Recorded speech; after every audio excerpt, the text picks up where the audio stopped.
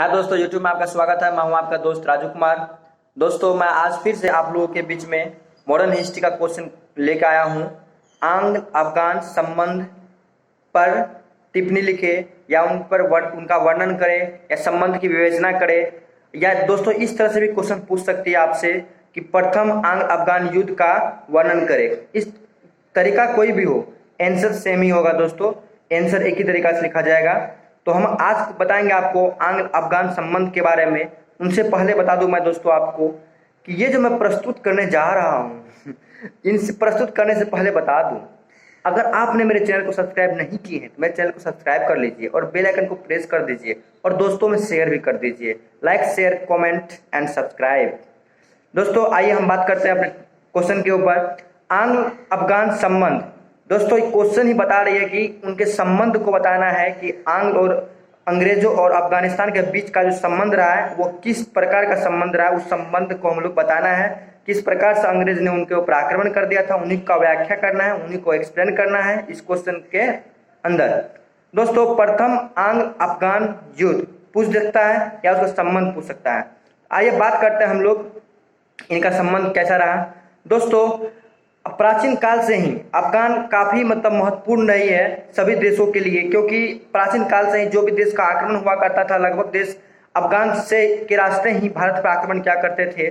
तो भारत के जितने भी राजा हुए या जितने भी शासक हुए सबके लिए अफगान का सीमा या अफगान देश एक महत्वपूर्ण समस्या बन के रही है, क्योंकि जो ये उत्तर पश्चिमी सीमा थी ना, ये काफी महत्वपूर्ण थी, क्योंकि इस पे कब्जा कर लेना यानी कि भारतीय साम्राज्य को, भारत को एक सुरक्षित ढंग से सुरक्षित कर लेना था। यही एक सबसे बड़ी उपलब्धि मानी जाती थी किसी भी शासक के लिए, किसी भी राजा के लिए, अफगान को अपने नियंत्रण में कर लेना।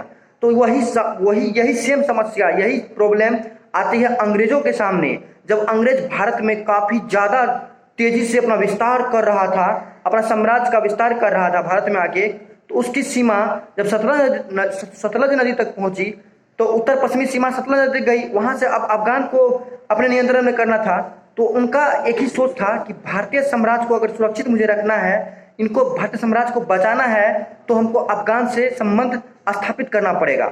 इन्हीं के आशा से, इन्हीं के उद्देश्य से अंग्रेज लोगों ने अफगान के पास अपना संधि का प्रस्ताव भेजा, लेकिन वो लोग तैयार नहीं थे। शुरुआती पीरियड में इन्होंने अपनी पूरी कोशिश की अफगान के साथ अपना संबंध को स्थापित करने के लिए।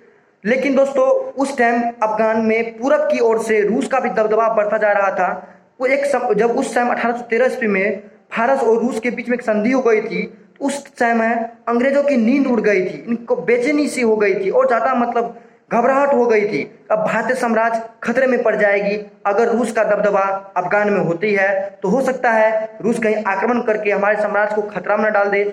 इसलिए करके काफी ज्यादा ये लोग परेशान रहते थे। अफगान से संधि करने के लिए किसी भी कीमत पे चाहते थे अफगान के साथ एक संधि हो जाए, चाहे मित्रता हो जाए। दोस्तों एक बात और, अंग्रेज लोगों को अफगान से हमेशा आक्रमण की भय लगा रहता था, क्योंकि उस समय अवध के नवाब और टीपू सुल्तान ने अफगान के शासक जामा शाह को एक आमंत्रित किया था अंग्रेजों के खिलाफ युद्ध लड़ने के लिए अवध में। तो इसी के कारण दोस्तों अंग्रेज लोगों ने भी अवध में एक बहुत बड़ी संख्या में सैनिकों का इकट्ठा करना शुरुआत कर दिया था, ताकि हो न सके जब कभी भी आक्रमण करे तो उनका सामना करने के लिए हम लोग भी तैयार रहे। इन्हीं के ख्याल से अवध में बहुत बड़ी संख्या में सैनिकों का इकट्ठा किया था। दोस्तों इसी के बीच जब आक्रमण करने का समय आया, उन्हीं के बीच में अफगान की आंतरिक समस्या के कारण वहां पे कुछ उथल पुथल सी हो गई और वहां का शासन व्यवस्था काफी उलट पुलट सा पड़ गया, जिस कारण से वो लोग अवध के शासक और टीपू सुल्तान का साथ नहीं दे पाया और जमा शाह का तबादला हो गया। उसके जगह पे शाह शुजा 1803 ईस्वी में गद्दी पर बैठ गया और शाह शुजा भी ज्यादा दिन तक शासन नहीं कर पाया दोस्तों। मात्र 13 साल 1803 से 1816 तक शाह शुजा गद्दी को संभाले रखता है। वहां पे गृह युद्ध चलने लगता है। अफगान में गृह युद्ध की इतनी ज्यादा समस्या उत्पन्न हो जाती है, इतनी बड़ी पैमाने पर हो जाती है कि शाह शुजा को भी छोड़ के भागना पड़ता है गद्दी, और वह भारत आके लुधियाना में अंग्रेजों का शरण ले लेता है। अंग्रेजों के शरण लेने के बाद दोस्तों 10 साल तक अफगान में कोई भी शासक या कोई भी उसका हकदार नहीं हुआ। इसी तरह से उथल पुथल होते रहा, पूरा बिखर गया था अफगानिस्तान। तो 1816 से 10 साल के बाद 1826 ईस्वी में दोस्त मोहम्मद काबुल का शासक बना, और जब दोस्त मोहम्मद शासक बना तो फिर से एक नया संबंध स्थापित करना चाहा अंग्रेज लोगों ने। उसके उसके सबसे बड़ी एक समस्या और है दोस्तों उनके अफगानों के लिए, अंग्रेज तो था ही, शाह शुजा भी, साथ में रंजीत सिंह भी एक महान शासक कहा, महान एक ताकतवर शासक था उस समय का, उनसे भी इसको समस्या हुआ करती थी। और रंजीत सिंह ने उनके एक प्रांत पेशावर को अपने अधिकार में कर लिया था। तो अफगान के शासक दोस्त मोहम्मद को ऐसा लगता था कि पेशावर मुझे वापस दे देना चाहिए। उनके लिए उनके सामने दो ही रास्ता था, या तो वो रूस के साथ में दोस्ती करे या फिर इंग्लैंड के साथ दोस्ती करे। तो उन्होंने अपना पक्षपात इंग्लैंड की तरफ ही दिखाया, अपना इधर ही फेवर किया और इसे दोस्ती का हाथ बढ़ाया। इंग्लैंड भी काफ़ी उत्सुक था, एक्साइटमेंट था उसे दोस्ती करने के लिए, इन्होंने तुरंत चाहा दोस्ती कर ले, लेकिन उन्होंने एक शर्त रखी, जो रंजीत सिंह पेशावर को अधीन रखा हुआ है, अपने अधीन रखा हुआ है, वो मुझे वापस चाहिए। तो अंग्रेज ने मित्र ये संधि को ठुकरा दिया, क्योंकि वो उस स्थिति में नहीं थी कि अंग्रेज लकी रंजीत सिंह से दुश्मनी मोल ले सके, जिस कारण से ये संधि नहीं हो पाया। तो उन्होंने रूस के तरफ अपनी दिलचस्पी बढ़ाई, तो फिर अंग्रेज लोग घबरा गया, इनमें बेचैनी आ गई। फिर इन्होंने अपने एक कैप्टन बर्न्स को वहाँ भेजा, अफगान भेजा, लेकिन फिर से वही बात उन्होंने दोहराई।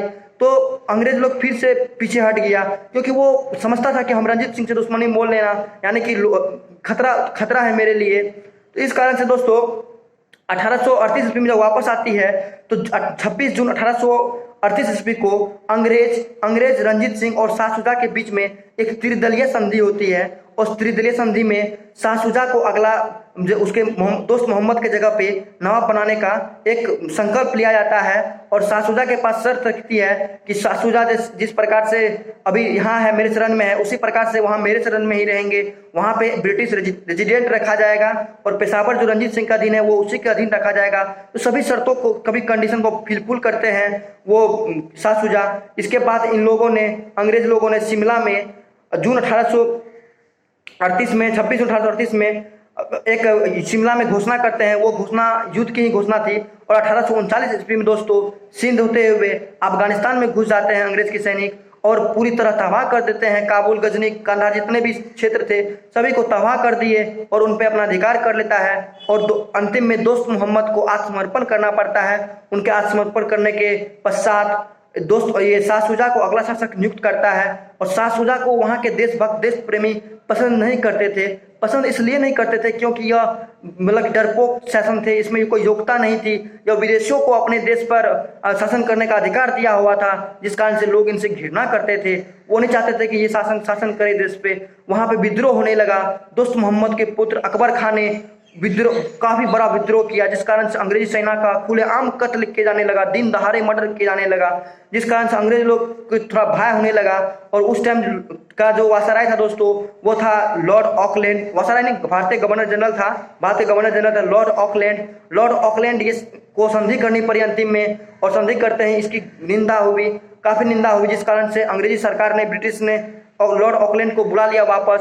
तो वो 1836 में आया था, 1842 से वापस चला गया, 6 साल के शासन कर पाया। और लॉर्ड ऑकलैंड के जगह पे लॉर्ड एडिनबरा को भारत भेजा, और एडिनबरा ने भी वही संधि की नीति अपनाई, और यह संधि के तहत अपनी अंग्रेजी सेना को वापस आने के लिए कहा। लेकिन काबुल और गजनी होते हुए वापस आने के लिए बोला गया। जब अंग्रेजी सेना जो वापस आ रही थी तो उनके दिमाग में एक बात थी कि मुझे अपमान का बदला लेना है, क्योंकि बहुत ज़्यादा संख्या में सैनिक मार दिए गए थे अकबर खां के द्वारा, और जो सैनिक बचे हुए थे वो अकबर खां के द्वारा उसको कैदी बना लिया गया था, जिस कारण से इसके दिमाग में चल रहा था कि अपमान का बदला लिया जाएगा।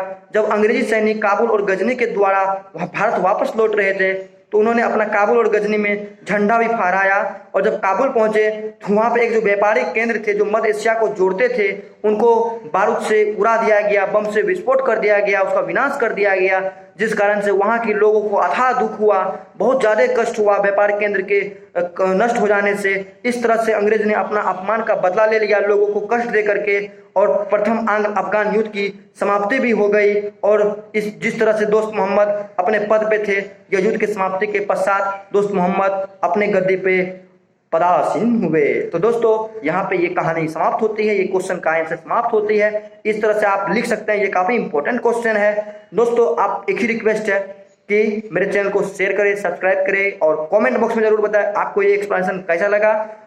तो मैं आशा करता हूँ अच्छा ही लगा होगा। जय हिंद।